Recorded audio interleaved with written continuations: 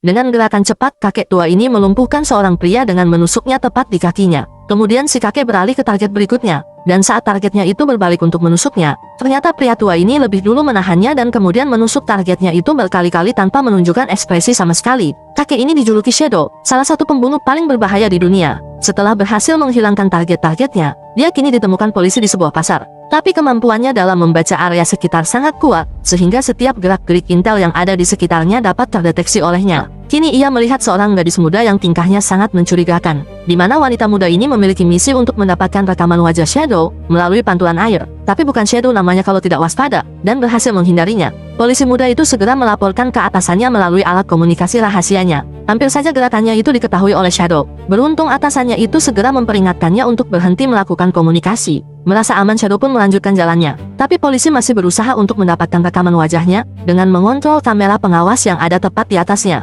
Lagi-lagi Komandan Jackie dengan sigap memperingatkan para bawahannya untuk menyetop gerakan kamera pengawas tersebut. Dan sekali lagi mereka berhasil lolos dari perhatian pembunuh kejam itu. Untuk menemukan tempat tinggal Shadow, gadis tadi melanjutkan penyamarannya dengan terus mengikutinya. Tapi apakah kali ini penyamarannya akan terbongkar? Saat akan menaiki lift, Shadow semakin curiga karena gadis ini adalah gadis yang sama dengan yang di pasar tadi. Kini Shadow pun sudah memastikan kalau gadis ini adalah seorang mata-mata polisi, dan dia sudah menargetkannya untuk segera dihabisi. Jackie yang sadar kalau anggota timnya itu dalam bahaya, segera menyusulnya. Saat liftnya mulai terbuka, si gadis segera masuk dan disusul Shadow di belakangnya. Beruntung sang Komandan Jackie ikut masuk ke lift itu dan menyamar sebagai ayah si gadis. Ia dengan santai melepas alat komunikasi anggotanya itu. Shadow yang masih curiga, memanfaatkan kesempatan menekan tombol lift sambil memeriksa telinga si gadis dan tidak menemukan alat komunikasinya. Lalu mereka berdua pun langsung menuju ke lantai paling atas. Tapi Shadow tidak mudah untuk dibodohi dan membiarkan mereka pergi begitu saja. Ia berhenti di pintu lift dan mengamati ayah dan anak perempuannya itu. Kemudian dengan santainya mereka berdua menuju ke suatu pintu, di mana Jackie telah mempersiapkan alat untuk membuka pintu tersebut, seolah-olah kalau tempat itu adalah tempat tinggal mereka, guys.